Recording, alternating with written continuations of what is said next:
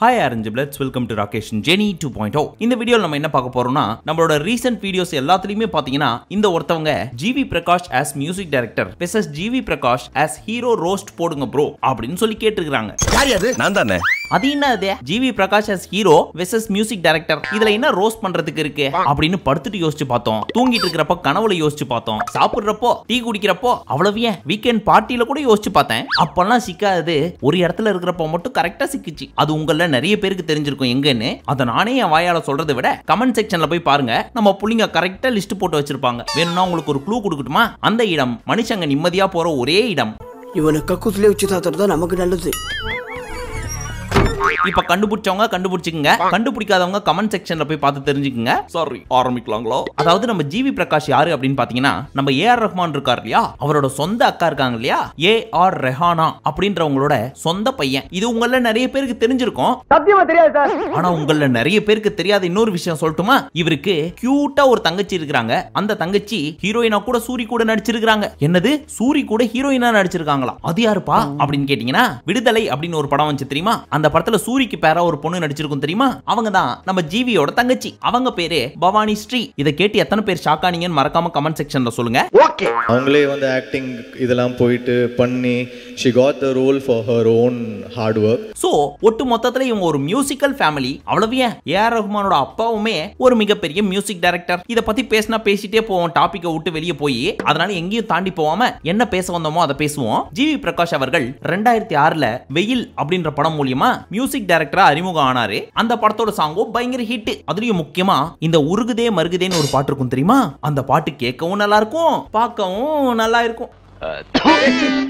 அதெல்லாம் once upon time. ஆனா அதுக்கு முன்னாடியே சிக்கு புக்கு ரயிலே அப்படின்னு ஒரு பாட்டு வரும் தெரியுமா? அதுல ஸ்டார்டிங்ல ஒரு குழந்தை வாய்ஸ் வரும் தெரியுமா? சிக்கு புக்கு ரயிலே அட கலக்குது பாரு ஸ்டைலே. இதான் இத நம்மால் தான் பாடினாரு. சிக்கு புக்கு ரயிலே அட கலக்குது பாரு ஸ்டைலே. சூப்பரா மாப்ள. இதெல்லாம் உங்கள பல பேருக்கு தெரிஞ்சிருக்கும். So coming to the matter. வெயில் அப்படின்ற ஒரு படம் பண்ணதுக்கு அப்புறம் பேக் டு பேக் பயங்கரமான ஹிட் எல்லாம் கொடுத்தாரு நம்ம ஜிவி. கிரீடம் நம்ம தல படம் பெருசா ஹிட் ஆகலனாலும் பாட்டெல்லாம் வேற லெவல்ல இருக்கும். அப்பையில இருந்து நம்ம ஏஎல் விஜய் இனி நான் படம் பண்ணனா என் படத்துக்கு நீ தான் மியூசிக் டைரக்டர் அப்படின்னு நெக்ஸ்ட் 10 to 15 இயர்ஸ்க்கு அக்ரிமெண்ட் போட்டு இவர் ஜோபில போட்டு வச்சுக்கிட்டாரு. கிரீடத்தை தொடர்ந்து பொல்லாதவன் அப்படின்ற படத்துக்கு பயங்கரமான மியூசிக் கொடுத்தாரு. சாங்ஸ் மட்டும் இல்லாம பிஜிஎம் கூட வேற லெவல்ல இருக்கும்.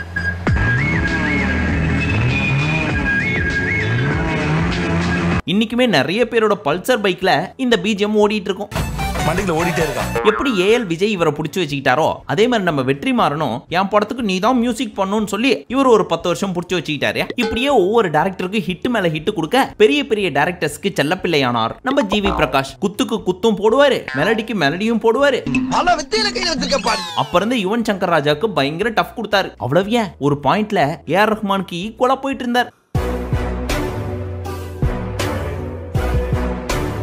குசேலன், அங்காடி தெரு, 1000ல் ஒருவன், மதராசப்பட்டினம் அப்படி இப்படின்னு சாதாரண ஹிட் எல்லாம் கிடையாது, மெகா ஹிட் கொடுத்தாரு.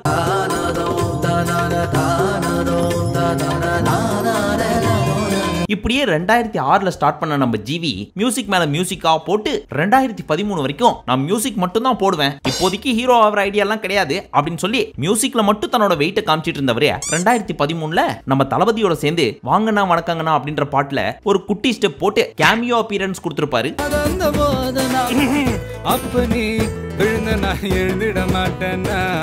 அதுதான் அவரோட ஃபர்ஸ்ட் கேமியோவா அப்படின்னு கேட்டீங்கன்னா கிடையாது. அதுக்கு முன்னாடியே 2008லயே குசேலன் படத்துல ஒரு கேமியோ கொடுத்திருப்பாரு. அதே மாதிரி நான் ராஜாவாக போகிறேன் அப்படின்ற படத்துலயும் ஒரு குட்டி கேமியோ. சரி, கேமியோவே கொடுத்துட்டு இருந்தா எப்ப ரோமியோ ஆவறது, இனி கேமியோ எல்லாம் கிடையாது நடிச்சா ஹீரோ சார் அப்படின்னு முடிவு பண்ணி 2015ல டார்லிங் அப்படின்ற ஒரு படத்துல ஹீரோவா நடிச்சாரு. ஹீரோயின் யார் தெரியும்ல? நம்ம நிக்கி கல்ராணி. அந்த படமும் பிரம்மாண்டமா ஓடிச்சு. அட பாரு, இந்த பையன் கூட ஏதோ ஒன்னு இருந்திருக்கு அப்படின்னா பேசிட்டு இருந்தாங்க. எங்கப்பா நல்ல ரெஸ்பான்ஸா இருக்குதே, சரி கையோட இன்னொரு படமும் நடிப்போம் அப்படின்னு சொல்லி த்ரிஷா இல்லனா நயன்தாரா அப்படின்னு ஒரு படம் பண்ணாரு. அது ஒரு மார்க்கமான படம். அதுக்காகவே நிறைய பசங்க தியேட்டர்ல போய் பார்த்தாங்க. நானும் தான் பார்த்தேன். அதை பார்த்ததுக்கு அப்புறம் தலைவரோட படம்னாவே ஒரு மார்க்கமா தான் இருக்குது அப்படின்ற ஒரு பேர் வந்துச்சு. நம்புங்கப்பா, இது விட்டு படம் இல்லப்பா. ஆனா இன்னொரு பக்கம் ஏங்க உங்க படம் ஒரு மார்க்கமாவே இருக்குன்னு சொல்றாங்களே, ஏன் இப்பெல்லாம் சூஸ் பண்றீங்க, இதுக்கு மேல உங்களோட சேர்ந்து நடிக்க மாட்டேன் அப்படின்னு ஒரு ஹீரோயின் இவருக்கு டாடா பாய் பாய் சொல்லிட்டு போயிட்டாங்க. ஆனா இது சொல்ல போறதுக்கு முன்னாடி எனக்கு இன்னொரு பேர் இருக்கு, கடவுள் இருக்கான் குமார் அப்படின்ற மாதிரியான படத்தெல்லாம் உடனுக்குடன் இவரோட நடிச்சு முடிச்சுட்டு இத்தோட உனக்கும் ஒரு கும்பிடு உன்னோட படத்துக்கு ஒரு கும்பிடுன்னு போயிட்டாங்க. எனக்கு எந்த சம்பந்தம் இல்லை. அந்த ஹீரோயின் யாருன்னு கேட்டீங்கன்னா நம்ம ஆனந்தி. இது அங்க மட்டும் ஒரு பெரிய பிரளயமா வெடிக்காம பிரளயம்டா என்னவா நீ இந்தியெல்லாம் பேச சொல்ற? வீட்லயும் வெடிச்சுதே. ஏங்க நீங்க என்ன இந்த மாதிரியான படமே சூஸ் பண்ணிட்டு இருக்கீங்க, இனி இப்படி எல்லாம் நடிக்காதீங்க அப்படின்னு ஒரு பேச்சு வர, ஓகேடா செல்லம் இனி அப்படி எல்லாம் படம் பண்ண மாட்டேன் அப்படின்னு சொல்லி கொஞ்சம் டீசென்டான ஸ்டோரி எல்லாம் சூஸ் பண்ணாரு. பென்சில், ப்ரூஸ்லி, செம்ம, சர்வம் தாளமயம், குப்பத்து ராஜா, வாட்ச்மேன் அப்படி இப்படின்னு கேள்விப்படாத படமா நடிச்சு தள்ளினாரு. ஆனா பாவம் ஒரு படம் கூட ஓடல.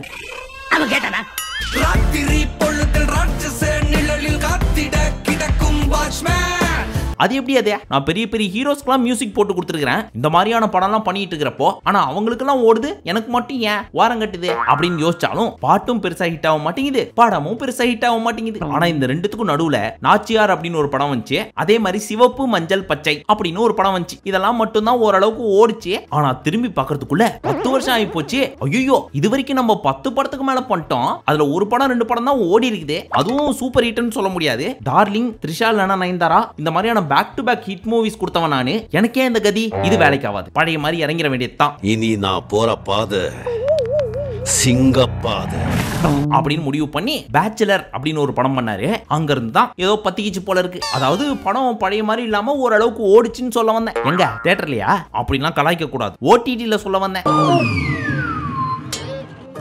ஏன்னா அந்த படமும் பார்க்கிறதுக்கு ஒரு மார்க்கமா இருக்கும்.